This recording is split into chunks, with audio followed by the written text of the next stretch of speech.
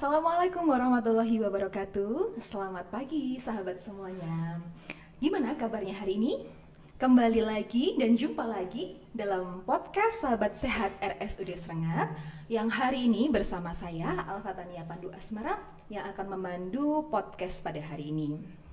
Nah, dalam podcast Sahabat Sehat tentunya kita akan membahas dan kupas tuntas berbagai informasi dan isu-isu tentang kesehatan. Nah, yang spesial adalah kita hari ini mengundang narasumber yang salah satu expert di RSUD Serengat begitu ya. Nah, siapa sih beliau ini gitu? Ini adalah wanita cantik gitu, pintar, kemudian pokoknya luar biasa lah ini. Karya beliau ini luar biasa banget. Langsung saja kita sapa Dr. Fadila Nurisa SPPD. Selamat pagi, Dok. Halo Mbak Mara, selamat pagi. Selamat pagi. Gimana, Dok? Sehat hari ini? Alhamdulillah. Alhamdulillah, kok menjawabnya agak ragu gitu Mbak ya, Mara Dok? sehat. Alhamdulillah sehat juga, Dok. Senang sekali hari ini bisa bertemu dengan Dr. Fadila yang hari ini menjadi narasumber kita. Mungkin ini nanti jadi gini, Dok. Beberapa hari yang lalu kita itu membuka Q&A di Instagram, Dok, tentang persiapan puasa selama bulan Ramadan. Karena kan nggak kerasa ya, Dok, ini sudah mau Ramadan lagi gitu loh. Iya. Dan beberapa orang mungkin ya itu memiliki masalah kesehatan, khususnya mungkin di pencernaan, Dok, kayak emah gitu ya, Dok ya, terus asam lambung, terus belakangan ini tuh kayak sering denger yang namanya GERD gitu loh, Dok. Sebenarnya itu gimana sih nanti menyiasati ketika puasa ini gitu? Mungkin beberapa teman-teman tuh juga penasaran, mungkin termasuk saya sendiri juga, Dok. Mbak Mara Saya juga. mohon tips and triknya mungkin karena kalau misalkan di tengah puasa terus kita merasa nggak nyaman itu kan takut banget mau nanti bagaimana gitu kan. Oh, iya. Iya, apalagi ini 1 bulan begitu. Nah, Dok, ini jadi ada banyak sekali pertanyaan yang masuk, tapi ini kita rangkum karena mungkin pertanyaannya ada yang sama-sama gitu ya, Dok. Oke. Jadi nanti langsung saja kita ke pertanyaan pertama gitu, Dok. Ada dari akun sebentar. Ada dari akun @elia2123.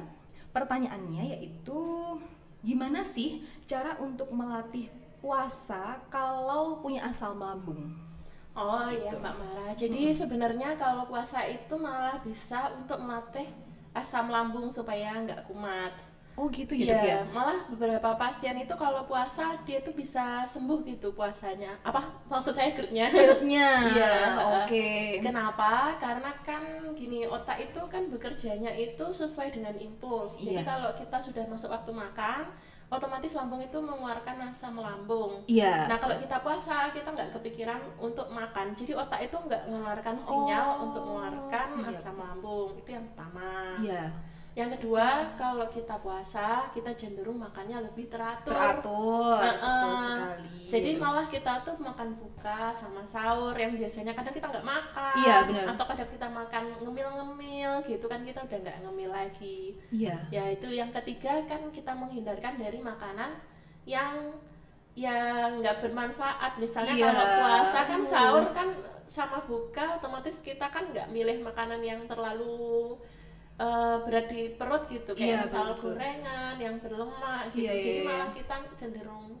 sedikit ngemil, sedikit Betul. makan gorengan, Betul. kayak gitu. Apalagi kalau ngemilnya sampel gitu.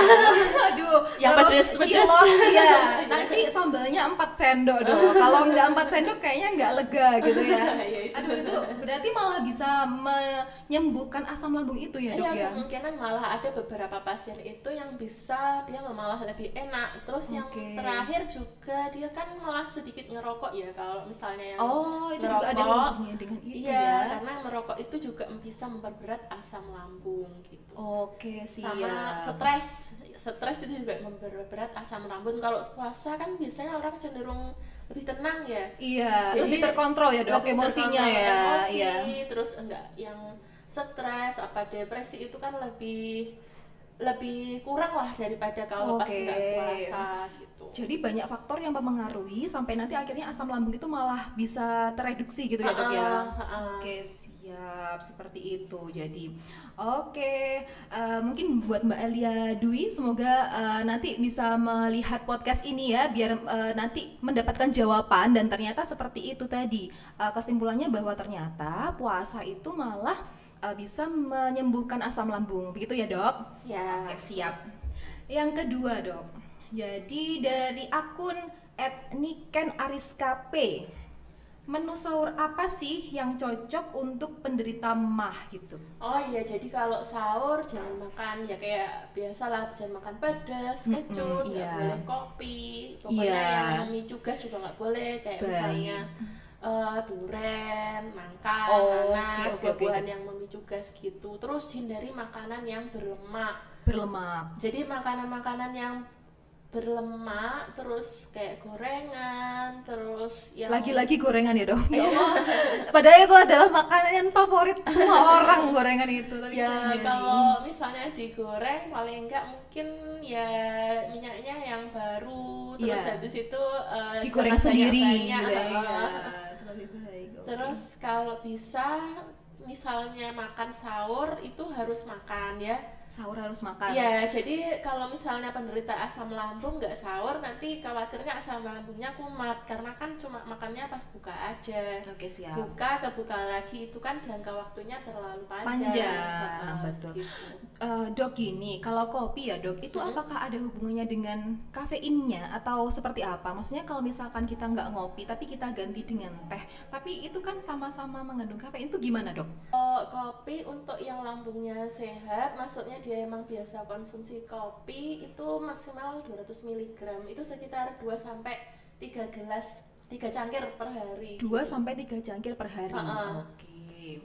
Cuma kalau yang nggak biasa, Iya. terus emang nggak kuat ya nggak usah minum. Gitu. Oke, daripada Heeh. nanti kenapa gitu ya. Iya, Oke, itu siap. karena kafeinnya itu bisa menyebabkan relaksasi cincin otot bawah kerongkongan gitu. Iya. Jadi dia nanti bisa refleks asam lambungnya. Itu yang Oke. bikin sensasi heartburn atau Iya, terbakar oke. gitu. Aduh, Heeh. kalau membayangkan lagi puasa terus merasakan hal seperti itu kan pasti nggak nyaman ya Iya. dok ya. Jadi mendingan kalau misalkan kita ada mungkin nggak terlalu toleran terhadap kafein, mungkin dihindari aja ya dok Iya, ya. betul. Karena ya 1 bulan kita ngempet lah istilahnya ya. Nanti kalau habis Ramadan, oke lah ngopi lagi gitu ya. Mau yang merek ABC oke lah, terserah gitu ya. Mungkin bisa dihindari dulu begitu ya teman-teman. Baik.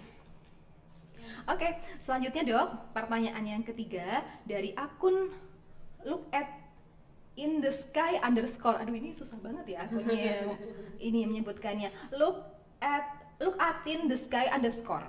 Pertanyaannya adalah, jika punya riwayat asam lambung dok, apakah perlu minum obat? Atau kalau misalkan perlu, itu kapan ya dok baiknya? Oh iya, bisa dia itu minum pas buka atau pas sahur. Pas buka atau pas sahur? Jadi misalnya dia memang ada riwayat asam lambung terus khawatir kumat, minum aja nggak apa-apa. Oke. Ada beberapa obat-obatan yang diminum sebelum, ada yang juga sesudah. Nanti lihat aja di aturan penggunaannya. Siap. Gitu. Iya, berarti itu pilihan atau harus keduanya dok? Misalkan berbuka saja atau sahur saja? Pilihan. Pilihan. Misalnya oke. mau keduanya karena dia nyeri banget perutnya nggak apa-apa, tapi kalau kayak nggak nyeri banget cuma untuk kayak preventif aja ya mungkin Satu kali. satu sehari. kali aja. Siap. Berarti tadi diminum ketika berbuka atau ketika sahur. Terus apabila memang sudah nggak kuat, itu sebaiknya diminum. Tapi kalau memang nggak terlalu, bisa Iya, di itu skip. nggak wajib minum Nggak obat, wajib. itu istilahnya nggak wajib. Yang wajib itu kan kayak maksudnya yang harusnya dilakukan itu dia makan. Sahur sama makan sahurnya itu yang makanan-makanan yang tadi udah disebutkan itu, Sebutkan, terus iya. habis itu dia juga buka. Iya. Heeh. Dengan jenis-jenis makanan juga yang tadi sudah Iya. disebutkan. Oke, aduh ini puasa ini menantang sekali ini untuk pencinta gorengan. Terus pencinta kopi, aduh susah dok. Kalau kopi itu apa lagi ya? Oke lah, baiklah. Nggak Oke, apa-apa itu. kan, kalau kopi kan masih bisa Yang 2 tadi sampai ya, 3 cangkir, oke, nggak apa-apa. siap. Nggak Tapi harus kayak skip Skip banget gitu ya. Heeh. Oke. Yang baiklah. penting kalau pas lambungnya masih enak ya nggak apa-apa. Nggak Tapi apa-apa, kalau misalnya iya. sakit ya jangan. Betul. Iya. Oke, begitu teman-teman tipsnya. Baik. Kemudian ada pertanyaan yang keempat yaitu dari akun @a.lstrr. Kalau puasa ibu saya yang berumur 50 tahun itu sering kembung, Dok. Nah, penyebabnya apa dan cara mengatasinya itu gimana, Dok? Jadi ini kasusnya kepada ibu beliau itu yang berumur 50 tahun gitu. Mungkin kalau puasa kembung itu dia bisa jadi makan makanan yang terlalu banyak mengandung garam. Garam itu kan menarik air. Kayak misalnya, contohnya misalnya nasi goreng ya. Iya. Nasi goreng terus yang pakai micin, pakai kecap, pakai saus atau capcay yang dia pakai micin, kecap, saus dan lain-lain. Terus dia itu jadinya sebah. Ya, jangan dipakai untuk makan sahur. Kalau kita ngomongnya sengkil ya, Dok, ya biasanya ya, kayak nggak enak gitu. Kayak terasa penuh. Iya, benar-benar. Mungkin mau muntah. Iya. Nah, kayak gitu kan kalau misalnya kita makan yang mengandung garam, terus juga bisa yang banyak mengandung lemak. Lemak lagi. Lemak itu memperlambat pengosongan lambung maksudnya.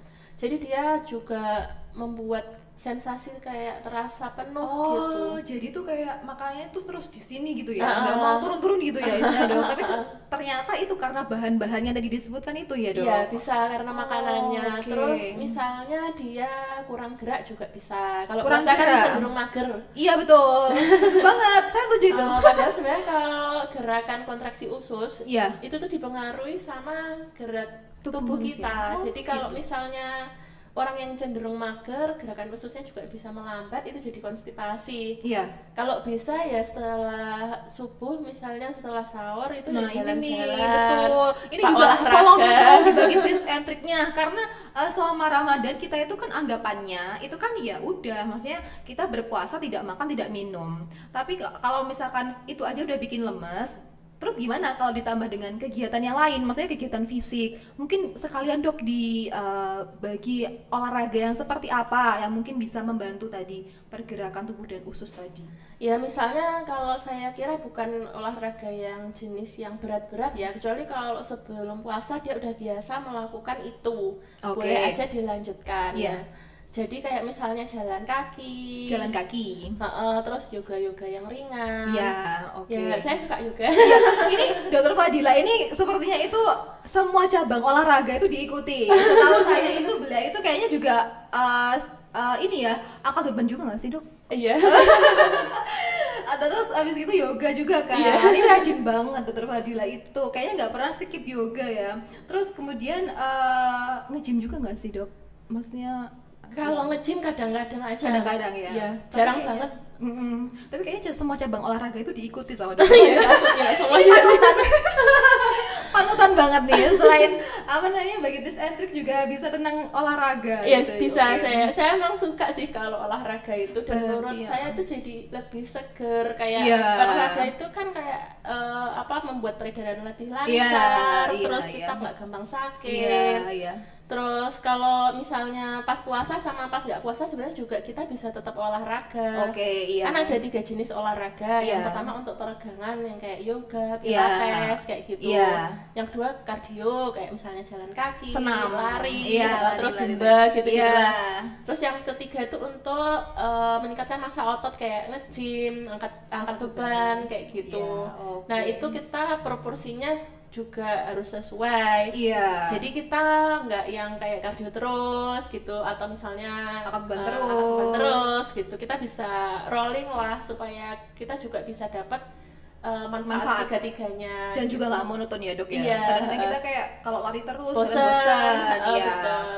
Berarti kalau tadi, Dok, kembali ke topik olahraga ketika Ramadan atau puasa, berarti tadi yang direkomendasikan yaitu jalan kaki. Jalan kakinya ini mungkin ada batasan, maksudnya biar nggak terlalu capek. Ya kalau misalnya dia udah biasa ya lakukan sesuai kebiasaan, nggak apa-apa. Atau diturunkan sedikit kalau memang dia merasa haus.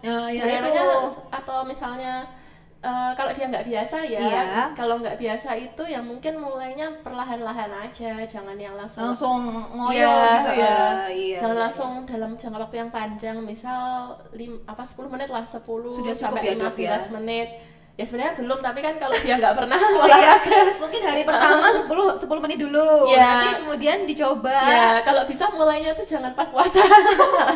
Jadi itu nganu ya, Sebelum nggak kurang puasa tepat ya. itu sudah dimulai, tapi kalau dia pengen olahraga, karena kan iya. orang-orang kan udah banyak yang mulai olahraga pagi, terus pas puasa Betul, kan betul, juga betul. banyak orang yang keluar pagi-pagi itu Betul, loh. setelah sahur Jadi gitu setelah mungkin sahur ya, jalan-jalan iya. nggak apa-apa, cuma saya rasa sih kalau misalnya dia emang nggak pernah olahraga, untuk 10 sampai 15 menit itu mungkin Sudah bisa cukup. jadi udah terasa berat untuk Oke, dia. Nanti oke. bisa ditingkatkan pelan-pelan. Ya, oke, Kalau siap. misalnya udah biasa 15 menit, terus 20 menit apa 30 menit, ya dia boleh melanjutkan olahraga sesuai porsi olahraga pas sebelum Puasa. Misalnya Oke, udah siap. biasa yoga 2-3 kali seminggu, mau yoga ya nggak apa-apa, mungkin dikurangi satu, dari 3 jadi 2, atau dari 2 jadi 1, gitu juga Iya, boleh, nggak jadi apa-apa. mengurangi intensitasnya gitu ya, Dok Heeh, ya, dan jadi frekuensinya. jadi kita kayak ngerasakan aja tubuh kita gimana. Kalau misalnya kita keringetan, yang tanda-tanda hipoglikemi itu misalnya Iya. kita keringetan, Iya. gobios gitu, Iya, terus iya. ngerasa haus banget, Iya. terus lapar, itu jangan sampai yang kayak gitu. Jadi kita udah harus alarm kalau Menghindari. misalnya kayaknya aku kuatnya segini. Iya, iya, benar-benar. Jadi kita bisa ngukur diri kita sendiri Kemampuan diri sebenarnya. kita sendiri. Heeh. Nah, untuk teman-teman nih jangan sampai ya sengaja olahraga siang hari. Nanti misalkan kita jalan Iya, kaki betul. siang-siang jam 12 itu buat alasan buat itu apa namanya? Apa sih? Membakar Nggak- lemak. Membakar lemak, Iya. tapi di situ nanti apa lapar haus kan juga bisa. Terus mokel. Nah, itu mokel. Jangan sampai mokel ya teman-teman. Soalnya doang Saya nyarankan olahraga tapi bukan untuk mokel. Oke, itu tips and triknya ya teman-teman. Baik, nah apa namanya sebenarnya yang direkomendasikan itu kan ada dok yang bilang kalau olahraga itu tadi kan setelah sahur ya dok. Kalau sebelum berbuka itu gimana dok? Sebenarnya kalau dilihat dari dua waktu itu, dua-duanya ada plus minusnya ya. Misalnya Oke. kalau misalnya olahraga yang setelah sahur, Iya. dia itu kan cadangan energinya masih banyak. Iya. Tapi nanti kalau dia memforsir energi itu, nanti lama-lama kan cadangannya kan menipis. Menipis. Terus ada apa namanya, kemungkinan untuk dehidrasi. Oh, Jadi gitu. kalau bisa jangan yang kayak terlalu berkeringat, atau Iya, misalnya iya. memforsir energi. Jadi kayak kita tahu batasan diri kita. Iya. Yang penting jangan sampai kita olahraga sampai mokel gitu. Iya. Tadi ya, poinnya itu. Iya, Jadi poinnya olahraga itu. sampai mokel. Jadi terus kalau misalnya yang sebelum buka puasa, dia kan bisa menggunakan cadangan energi yang lain selain gula. Iya. Itu bisa untuk membakar lemak juga sebenarnya. Oh mantap. Berarti kalau misalkan kita pengen bakar lemak dok, berarti itu ya lebih baik sebelum berbuka. Iya. cuma gini kalau misalnya sebelum berbuka mungkin Iya. dia kan udah kayak haus, Iya, lapar, capek, iya. jadi mungkin nggak bisa lama olahraganya kayak pas setelah Setelah sahur. sahur. Tapi dia juga misalnya setelah olahraga terus dia makan, ya nggak apa-apa. Jadinya dia kan masih punya cadangan energi dari kayak misal lemak, Iya. kayak gitu. Jadi bisa Oke. untuk fat burner Iya. gitu. Cuma ya kayak agak capek mungkin ya kalau olahraga sebelum buka, gitu. Jadi tubuh itu Tapi nggak apa-apa. Nggak apa-apa ya dok Boleh, ya. ha. Jadi tubuh itu kayak Dua-duanya mencari. baik, ha. Oke siap. Berarti kalau sebelum berbuka itu kayak tubuh itu mencari cadangan yang lain selain karbohidrat gitu ya dok ya. Nah itu adalah salah satunya lemak tadi ya. Oke. Jadi teman-teman itu tadi mungkin bisa memilih tujuannya apa. Mau fat burning. Ini kebanyakan nih pasti gitu dok. Mau fat burning gitu ya dok. Jadi tadi dua-duanya itu tidak ada yang lebih ini ya direkomendasikan, melihat situasi dan juga plus minusnya tadi yang sudah disampaikan. Kondisi masing-masing orang. Dan kondisinya kan berbeda-beda ya dok ya. Iya. Kalau satu orang mungkin kuat, ternyata dicoba di kita nggak kuat. Oke. Misalnya kan kadang kalau yang saya dapeti itu pasien diabetes itu cenderung dia kalau udah sore, ada yang dia itu cenderung gampang hipoglikemi. Iya. Jadi ada beberapa orang yang saya kenal itu dia kalau sore mau buka puasa kadang udah kayak keringetan, ada gemetarnya gitu juga ada. Tapi Gitu. kalau misalnya kayak gitu kan dia berarti mungkin nggak bisa olahraga sore, nanti kan tambah hipoglikemi. Iya. Tapi kalau dia misalnya buka sahur dengan cukup, terus dia memang kebetulan biasa jalan kaki pagi, Iya.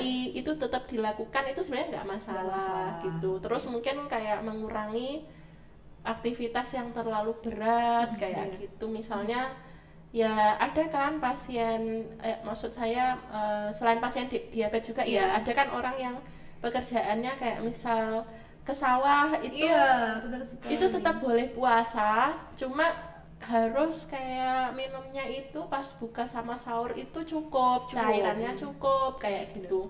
Ya pasien diabetes juga sih, kayak misalnya yang saya sebutin tadi. Jadi minum sama makannya harus cukup pas buka sama pas sahur. Ini maksud saya kalau pada kondisi khusus ya. Iya. Gitu. Berarti harus diimbangi dengan buka, sahur dan atau makannya itu yang proper gitu ya, Dok ya. Karena menyeimbangkan aktivitas sehari-hari mereka. Iya sih, Dok. Kalau misalkan seperti yang di sawah gitu ya, Dok, itu kan pasti berat banget gitu kan. Kan mataharinya kan kalau terik gitu kan juga mungkin dehidrasi. Iya benar. Tapi kan kalau misalnya ke sawahnya pagi mungkin nggak sampai yang siang-siang banget. Ada juga kan yang misalnya sebelum duhur itu sudah selesai terus sholat duhur gitu kan, juga nggak terlalu kena terik matahari. Mungkin kayak gitu.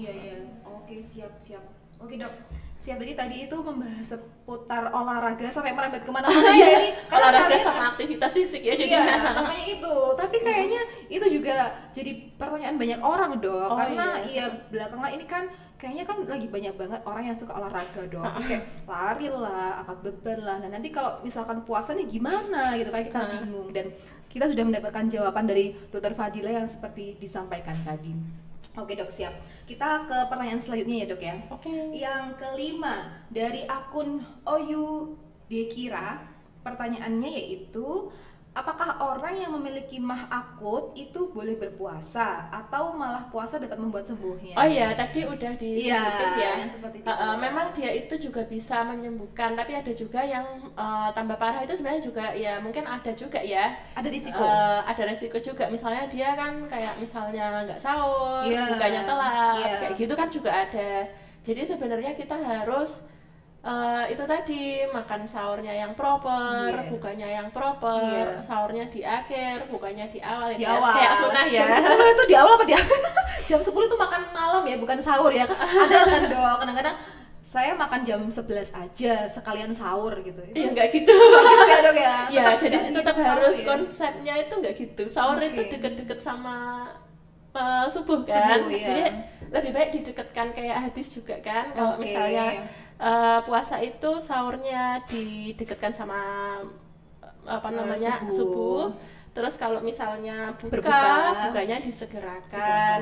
Ya, jadi kita nggak membiarkan lambung itu kosong terlalu lama. Ada juga kan kadang yang kumatnya itu karena misalnya dia itu sudah buka tapi masih dijalani terus belum sempat makan, atau misalnya menunda-nunda, sengaja nunda-nunda untuk ini karena mungkin masih asik ngapain kan juga bisa, atau ketiduran, kelupaan nggak sahur, jadinya sering itu, Dok, kumat mahnya. Tapi sebenarnya kalau dia buka sama sahur terus milih makanan yang ya sesuai gitu, dia juga bisa membaik malah mahnya. Seperti yang tadi itu jangan pedas, kecut, gorengan, makanan berlemak gitu. Terus kalau bisa banyak mengkonsumsi air putih, makanan sayuran hijau gitu. Baik, Dok. Jadi kembali lagi kepada bahan makanan yang kita konsumsi. Jadi kalau misalkan kita sudah tahu, oh ternyata puasa itu malah bisa menyembuhkan loh. Nah, tapi tadi kita harus ingat bahwa konsumsi kita adalah yang disebutkan Dr. Fadila, dan tentunya gorengan itu tolong itu puasa itu malah, saya tuh mikirnya puasa dari gorengan gitu. Jadi malah membuat habit untuk nggak makan gorengan gitu kan, Dok. Aduh, susah banget itu, tapi ya baiklah, mari kita coba gitu. Oke, semangat Mbak. Semangat ke saya, Dok. Kayaknya Mbak Mara suka gorengan. Ya loh, soalnya itu kalau misalkan ada yang kurang kan, Dok. Kalau misalkan gorengan itu kan crispy pasti, terus kayak gurih Ayo, itu kan gorengan kayak, yang ditepung iya. apalagi mbak, Iya. gorengan yang ditepung itu kan dia menambah lemak sama Iya. menambah kalori. Oke. Jadi untuk orang-orang yang diet apalagi ya gorengan yang ada tepungnya tuh harus dihindari. Aduh. Kalau digoreng nggak ada tepungnya sih masih nggak apa-apa ya dok? ya Mendingan maksudnya. mendingan lah. Tapi kalau ada tepungnya itu udah kalorinya nambah, lemaknya juga Nambah. nggak sehat. Lah, Nanti kan tepung tuh kan kayak nyerap minyak gitu. Jadi kan kita makannya jadi Makan minyak. minyaknya setambahan kalori dari tepungnya itu sendiri gitu. Soalnya kalau kita beli gorengan di pinggir jalan itu kan ya pasti ditepung kan dok? Iya, Pisang benar. goreng, terus weci, ote-ote itu kan pasti dicelup tepung dulu. Iya, ya. benar. Aduh, baiklah, itu tadi harus kita ingat bahwa gorengan itu patut dihindari selama puasa. Oke Ya dok. tidak cuma pas puasa sebenarnya. Iya. Kalau nggak setelah puasa tetap nggak makan gorengan itu ya lebih Lebih bagus sih. baik, ya. Iya. Mungkin selama puasa bisa jadi untuk membangun habit ya dok, Iya, kesempatan betul, untuk betul membangun banget. habit Heeh. agar mengurangi gorengan ketika nanti setelah puasa ini selesai. Ya sama rokok juga. Oke. Jadi kan kalau pas puasa kan otomatis nggak boleh ngerokok Iya. kan. Jadi kan itu juga bisa untuk membangun habit kalau yang mau ngurangin atau berhenti dari ngerokok. Dari ngerokok. Oke, baik. Semoga tipsnya bermanfaat bagi kita semua ya, tentunya teman-teman yang mungkin memiliki kondisi kesehatan khusus gitu ya. Baik. Kita menuju ke pertanyaan selanjutnya dok. Oke. Ini dari akun Violeta Firda, karena A-nya 2 dok. Oke. Violeta Firda. Nah, pola makan selama puasa yang bagus untuk menderita asam lambung dan mempertahankan berat badan. Nah, ini penting banget dok, berat badan selama puasa. Jadi gimana agar kita itu berat badannya tetap atau bahkan bisa berkurang? Mempertahankan berat badan itu Iya. maksudnya nambah apa?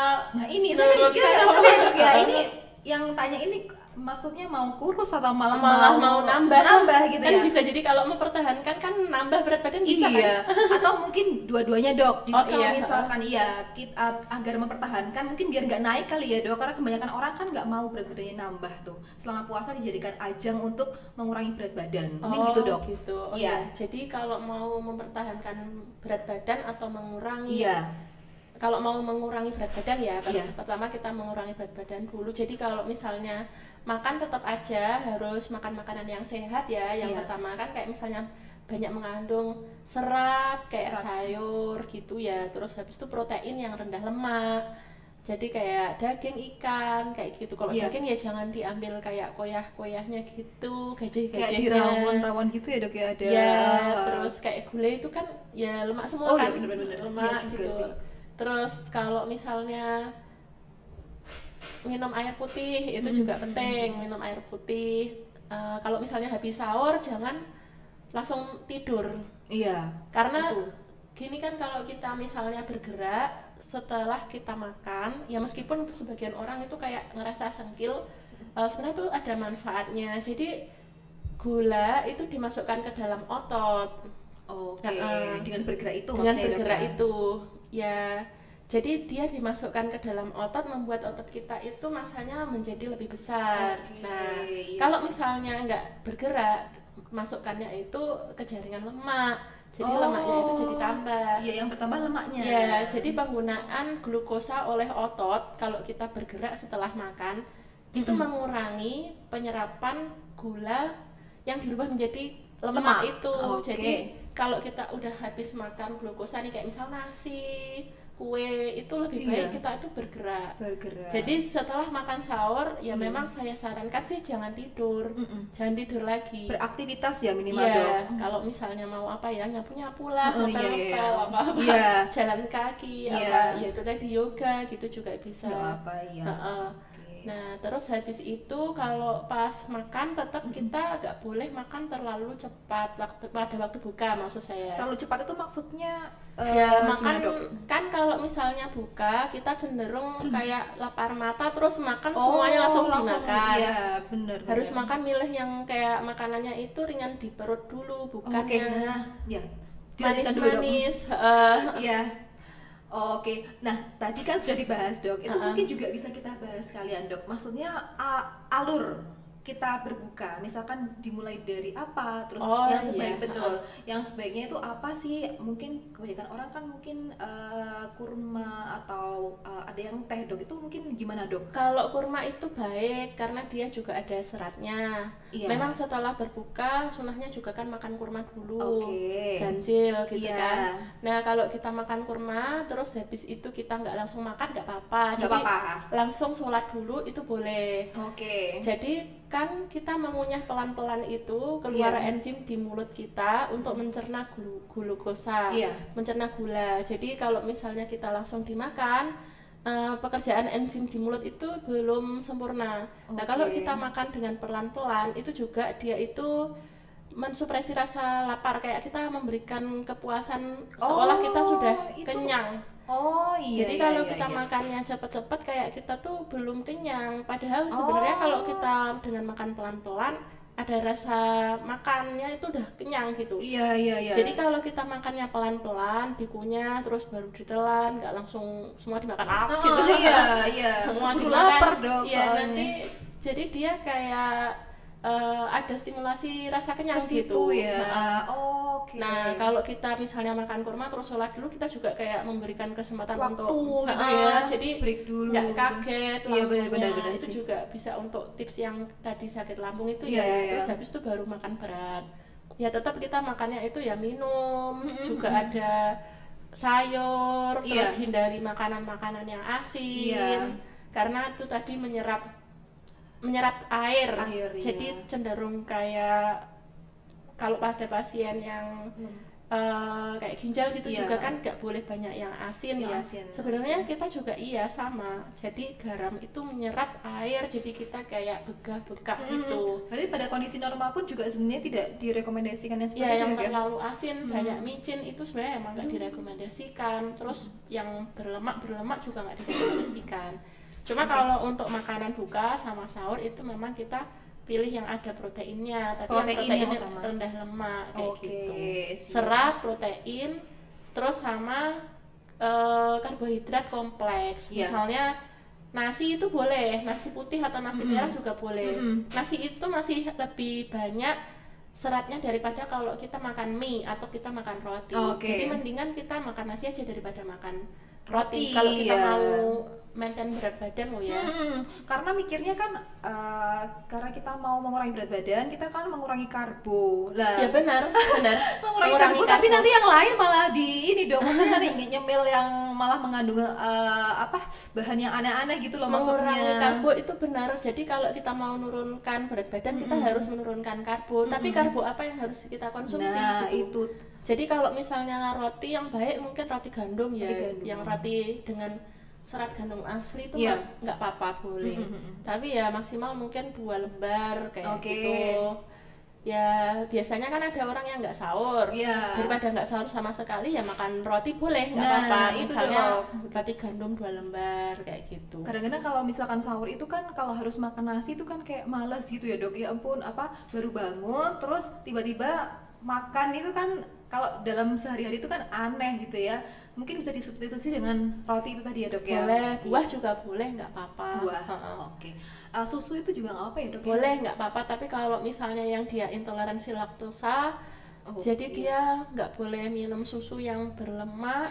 Terus kalau bisa ya susunya itu yang low fat gitu. Low fat. Heeh. Oke. Kalau misalnya intoleransi laktosa malah mungkin jangan minum susu. Susu, Nanti oke. kalau minum susu malah diare. Oh, Kadang bisa gitu. diare. Itu Iya. yang bikin perutnya nggak enak. Nggak enak, gitu. iya. Biasanya gini, kita tuh kan punya enzim untuk mencerna susu waktu kita itu masih kecil. Semakin kita tua, enzimnya itu tuh semakin turun. Karena kan kita udah nggak butuh. Iya, Kita kan udah nggak kayak eh, ngapain gitu kan iya, kita mengonsumsi susu gitu. Ya, lah itu kita jadinya orang yang sudah cenderung lebih sepuh itu jadi lebih nggak toleran terhadap susu. Susu. Kalau kayak gitu ya nggak usah minum susu. Oke, yang lain aja Ya, yang misalnya penting. diganti susu kedelai gitu nggak apa-apa mungkin. nggak apa-apa dok ya kalau Ya, susu kedelai. kalau tetap nggak cocok ya ya udah nggak usah. nggak usah susu, Iya. lebih baik dihindari sekali lagi Iya, ya, dok ya. Oke, baik. Yang selanjutnya pertanyaan nomor 7 yaitu dari Anas_m.k18. tips agar tidak lemas saat puasa dan agar penyakit lambung tidak kumat. Sepertinya kalau yang penyakit lambung tadi sudah banyak dibahas Oh, ya, iya, Dok, ya. heeh. Agar tidak lemas saat puasa tuh, Dok. Oh ya udah, itu sama aja sih sebenarnya. Kita tetap harus sahur, buka, terus minum cukup air putih, terhidrasi yang cukup. Ya.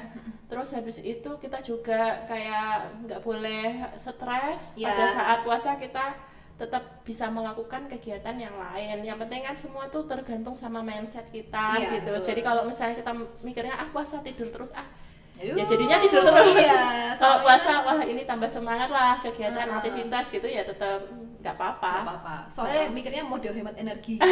Saving Tapi mood. kebablasan. Heeh. Baik, Betul. yang pertanyaan selanjutnya ya, Dok ya. Heeh. Dari akun @ivamanis. Nah, apakah sering bersendawa lalu dada terasa panas merupakan gejala gastritis kronis, Dok? Ya salah satu gejalanya gastritis mah itu ya seperti itu sih. Bersendawa gitu ya, Dok ya. Ya bisa bersendawa, terus mual, muntah, Hmm. rasa terbakar di Dada. dada, terus habis itu sebah, Mm-mm. kayak gitu. Oke, berarti memang itu adalah salah satu gejala gastritis ya, Dok ya. Iya. Tapi mungkin untuk kronis atau tidaknya itu mungkin Ya mungkin butuh kayak endoskopi gitu Iya, ya. Jadi kan pengecekan nggak lebih bisa lanjut ya. dibilang kalau mungkin dia udah lebih dari 3 bulan itu bisa jadi ya kronis. Tapi kan Kronis. kita melihat ada radangnya itu biasanya lewat endoskopi penyebabnya apa gitu. berarti maksudnya harus melewati pemeriksaan lebih lanjut apabila ingin mengetahui ini separah apa sih gitu ya, Dok ya. kayak gitu. Oke, siap, Dok. Nah, ini ada yang pertanyaan yang terakhir nih, Dok, dari akun the real underscore Fitri. Saat akan sarapan, terkadang malah muncul rasa mual dan ingin muntah. Itu kenapa ya, Dok? Oh, mungkin karena dia udah punya sakit lambung sebelumnya kali ya. Bisa Oke. juga kan kalau misalnya dia ada tukak lambung sebelum sarapan itu atau misalnya sebelum makan dia ngerasa mual, bisa jadi tukak lambung itu kan ada luka di lambungnya. Kalau misalnya mau makan, otak kan mengeluarkan stimulasi kepada lambung untuk dia mengeluarkan hormon-hormon pencernaan. Iya. Mungkin itu yang menyebabkan dia mual. Oke, berarti Jadi- memang dari orangnya sendiri mungkin sedang mengalami masalah pencernaan gitu ya, Dok ya, maksudnya. Mungkin dia udah punya tukak lambung sebelumnya atau mengalami masalah pencernaan misalnya keracunan makanan atau mungkin juga hamil kan morning sickness biasa juga kalau pagi atau gosok gigi pagi. Kadang juga orang mual kalau pas gosok gigi pagi. Gitu. Terus misalnya bisa jadi dia insomnia, nggak bisa tidur. Nggak bisa tidur juga bisa memperberat sakit GERD-nya itu. Maksudnya Iya. tukak lambung itu juga diperberat stres, Iya, merokok, terus tidak bisa tidur gitu. insomnia itu ya, Dok ya. Jadi mungkin butuh di recall juga yang waktu malam itu kita ngapain aja ya. Mungkin dari kualitas tidurnya yang tadi nggak proper, atau mungkin kalau memang sedang mengalami maksudnya kayak sudah nggak enak banget bisa diperiksakan gitu Mungkin ya, Dok ya. diperiksakan aja ya kalau itu. Mungkin dia udah punya sakit lambung beberapa waktu lama bisa jadi terus kumat kayak gitu. Atau ya mungkin dia juga bisa minum obat-obatan anti nyeri. Oke. Obat-obatan anti nyeri juga bisa memicu asam lambung. Oh, malah seperti itu ya, efek Dok, sampingnya ya. itu. Jadi kalau sama obat apa ya, kayak kortikosteroid gitu loh, prednison gitu. Misalnya obat-obatan untuk inflamasi radang gitu kan kadang diberikan obat kortikosteroid kayak itu juga bisa efeknya ke lambung. Merangsang gitu ya. Berarti maksudnya ini harus diketahui dulu maksudnya Penyebabnya apa? Betul, karena apakah tadi itu kan ada banyak faktor, apakah mengonsumsi obat-obatan tertentu ataukah mungkin tadi insomnia terus kemudian kualitas tidur menurun, terus apakah mungkin memang Ada sakit sudah lambung ada sebelumnya. betul. Lebih baik mungkin dikonsultasikan dengan Ya, Dok ya, dokter spesialis begitu ya, Dok. Ya. Baik, siap. Nanti kalau misalkan mau konsultasi, nah ini kan pertanyaan terakhir nih, Dok. Tadi kan sudah banyak sekali tips and trik yang dibagikan. Jadi mungkin ini sebagai closing statement juga untuk menjelang Ramadan dan persiapan puasa ini itu yang prioritas kita harus utamakan, kita siapkan itu seperti apa gitu. Oh iya, baik teman-teman, ya selamat bulan Ramadan ya, selamat menyambut bulan suci Ramadan, selamat puasa, mudah-mudahan puasanya teman-teman lancar. untuk menyambut bulan puasa, untuk teman-teman yang sakit lambung nggak usah khawatir, karena ya dengan berpuasa mudah-mudahan justru malah membaik sakit lambungnya. Yang penting kita itu sarapan, maksud saya sahur sahur sama buka puasa itu harus waktunya itu tepat. Maksudnya sebelum, kalau misalnya sahur itu kita harus mengakhirkan, kalau misalnya buka kita harus menyegerakan, terus pilihan makanannya juga tepat. Makannya pilihlah makanan yang dia itu mengandung serat, karbohidrat kompleks, terus kayak sayuran hijau, protein yang rendah lemak, terus habis itu minum cukup air putih, terus jangan makan makanan yang terlalu asin, terus nanti bisa haus, terus habis itu juga jangan makan makanan yang berlemak. Ya selain itu jangan makan yang mengandung gas kayak gitu. Terus kalau untuk yang nggak biasa minum kopi, hindari kopi ya, karena bisa iritasi lambung juga. Terus habis itu jangan minum obat-obatan yang dia merangsang asam lambung, kayak misal tadi kortikosteroid sama obat-obatan anti nyeri. Ya mungkin itu, mudah-mudahan puasanya lancar ya. Amin ya rabbal alamin. Aduh gak sabar. Apa namanya, ini kita sudah vibes-nya Ramadan banget gitu ya dok ya. Dan itu tadi tips and triknya lagi dari Dokter Fadila. Semoga teman-teman bisa mengingat-ingat dan kita jadikan catatan. Mungkin untuk beberapa orang dengan kondisi khusus tentunya itu bisa jadi reminder buat kita, apa sih yang boleh dan enggak, agar puasa kita bisa full 1 bulan dan nanti kita bisa menyambut Ramadan dengan segar dan tetap sehat gitu ya dok. Baik, terima kasih Dokter Fadila yang telah menjadi tamu spesial kita hari ini. Tadi sepertinya sebenarnya dari hal-hal yang disampaikan tuh mengandung topik yang ingin dibahas lagi, tapi karena kita waktunya sudah tidak cukup gitu ya dok, mungkin akan kita bahas di kesempatan yang selanjutnya. Baik, itulah tadi informasi yang diberikan oleh Dokter Fadila. Semoga informasi tersebut bisa bermanfaat. Apabila memang untuk teman-teman yang mungkin sekiranya masih penasaran atau mungkin pengen tahu lebih lanjut tentang kondisi tubuh dan dirinya, bisa langsung berkonsultasi dengan dokter spesialis penyakit dalam yang ada di RSUD Serengat gitu ya dok. Terima kasih Mbak Mara. Ya, sama-sama dok. Nah, ini kami informasikan juga bahwa RSUD Serengat memiliki beberapa pelayanan klinik, diantaranya yaitu klinik spesialis objin, klinik spesialis bedah, spesialis penyakit dalam, spesialis mata, spesialis paru, spesialis gigi dan mulut, spesialis anak, spesialis bedah anak, spesialis ortopedi, spesialis jantung dan pembuluh darah, spesialis neurologi, spesialis kulit kelamin dan estetika, spesialis anestesi, spesialis radiologi, spesialis patologi klinik, klinik psikologi, klinik gizi, klinik rehab medik, layanan IGD 24 jam, layanan instalasi farmasi, layanan instalasi radiologi, instalasi laboratorium medik, dan ambulans 24 jam, serta instalasi bank darah rumah sakit. Nah, kami juga melayani pasien umum, pasien BPJS Kesehatan, BPJS Ketenagakerjaan, dan Jasara Harja. Nah, sahabat sehat semuanya, terima kasih banyak karena kita sudah ada di penghujung acara dengan berbagai tips and trik dan yang diberikan oleh narasumber spesial kita hari ini. Saatnya kami pamit undur diri. Saya ucapkan terima kasih lagi ya dok ya kepada Dokter Fadila. Nanti kita sharing-sharing lagi ya dok. Ini nanti kayaknya masih penasaran banget, banyak yang ingin ditanyakan ke Dokter Fadila. Mungkin kita bisa jargon dulu ya dok sebelum menutup podcast hari ini. RSUD Serengat, cepat, tepat, ramah, ikhlas melayani. Ingat sehat, ingat RSUD Serengat. Terima kasih.